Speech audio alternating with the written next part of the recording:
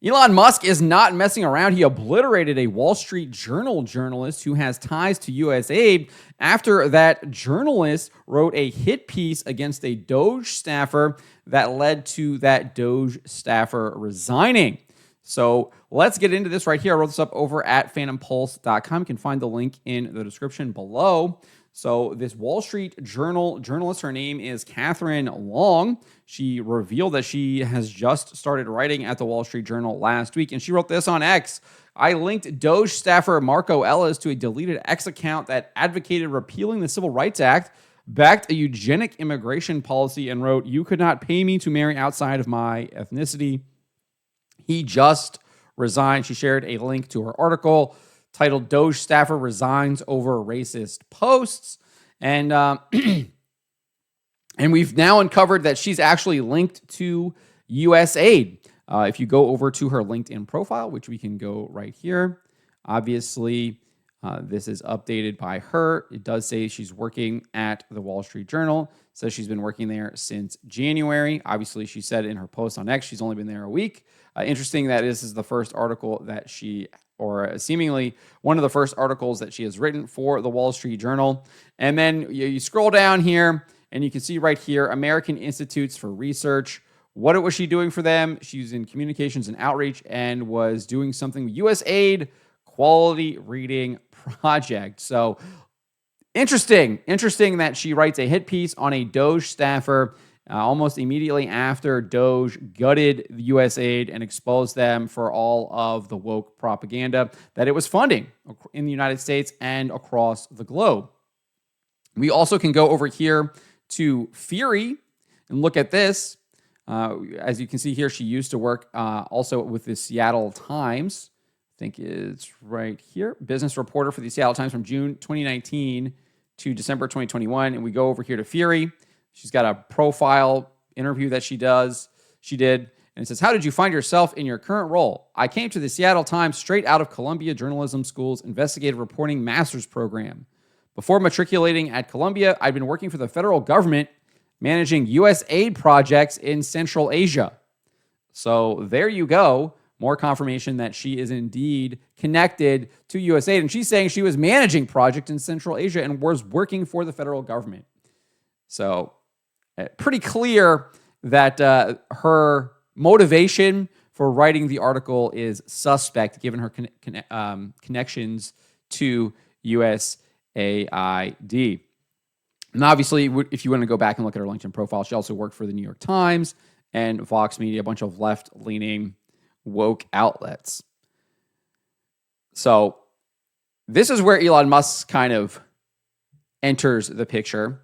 So we have this person here, Solianath, shared this screenshot from Paste Magazine. This is a Paste Magazine article. The video game industry still needs to reckon with its lack of diversity. And Solianath is claiming that this is the same woman that wrote the hit piece in the Wall Street Journal. And the person writes, "In case you were wondering, the answer is yes. The journalist who doxed the DOGE staffer pushed for wokeness and diversity in video games." That's actually not true. We'll get to this. But Elon Musk responded. Obviously, he thinks that it is the same person. And he wrote, "She's a disgusting and cruel person." Which I agree. I think that the Wall Street Journal writer, I think that it fits because it clearly looks like it's retaliation. And clearly doing the best, I think, of the former deep state that's being gutted by President Donald Trump, his administration, Elon Musk, and DOGE. So this is where we get to the fact that this is not true. This is not the same person. They have the same name. Her name is Catherine Long, right? But it's a different person. This Catherine Long worked at Paste Magazine as an editorial intern from May 2021 to September 2021, and now currently works at Politico. We can see LinkedIn profile for this Catherine Long. Different profile, right? Different work activity. I think it's a different person, but you can see right here, Paste Magazine, May 2021 to September 2021, internship, editorial intern. And that's when this, if we go back over here, that's when this article was written, June 2021, which is in between that May 2021 and September 2021 dates. And she wrote a ton over there as that editor. Interestingly enough, she worked for the federal government too.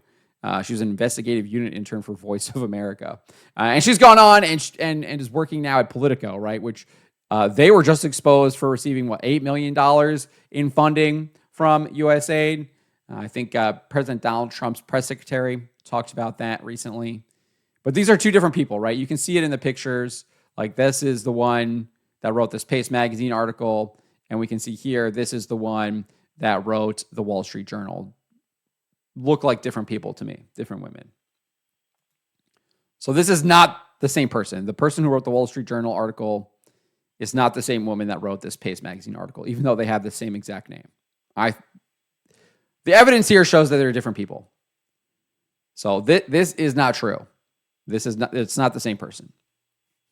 Regardless, Musk also responded to Mario Nawfal, who did detail that the Long that works for the Wall Street Journal does have previous connections to USAID. He wrote this over on X, saying Catherine Long, a Wall Street Journal reporter with connections to USAID, just doxed DOGE team member Marco Elez and got him fired, conveniently targeting him as DOGE audits her former agency. This isn't journalism, it's retaliation. Long has a track record of politically motivated attacks. She smeared Bill Ackman's wife during the Claudine Gay scandal and spent years pushing woke agendas in gaming. So I'm not sure about the woke gaming stuff. Again, I think it's a different person. And then now she's abusing her platform to go after DOGE team. Should a USAID-linked operative still have White House access? And then we can see, if we go back over here, you can see Musk responds saying she should be fired immediately. That's what he says. She should be fired immediately. You can see that at the bottom of the screen there. So not happy with her. And then Musk also put up a poll recently asking, bring back DOGE staffer who made inappropriate statements via now deleted pseudonym. When I took the screenshot, it was nearly 80% of respondents voted yes. Obviously, I voted yes too. You can see that right there. Only 20% have voted no. And then he also shared his opinion that the staffer doesn't deserve a second chance. This person here, I guess this was the pseudonym he was writing under. Big Balls. Big Balls deserves a second chance. Seriously, though, have a talk to about the racist stuff. Not cool. And then Elon Musk responds saying true.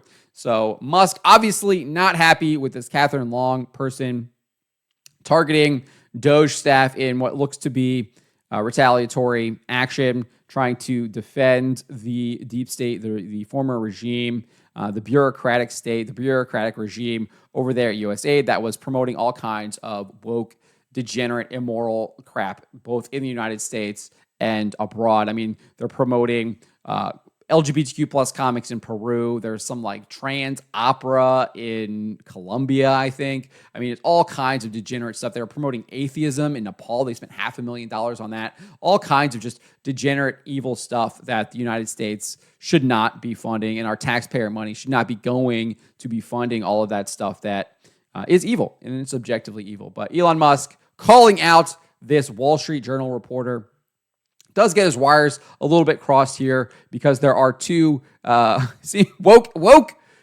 journalists with the same exact name working at two different woke outlets, one at Politico, one at the Wall Street Journal. But obviously, there's both woke. We got the one that works now at Politico, clearly attacking gamers, video game industry, trying to push the DEI woke agenda through that with critical race theory, all that stuff, lack of diversity. I'm sure they've got the LGBTQ plus agenda in there as well in that article. And then obviously this other one who is trying to defend the regime and USAID and trying to get staffers at DOGE fired for working to get rid of all of that stuff that was happening at USAID, clearly trying to defend that. So, good on Elon for calling this woman out, and hopefully he will follow the poll here and bring the staffer back who resigned.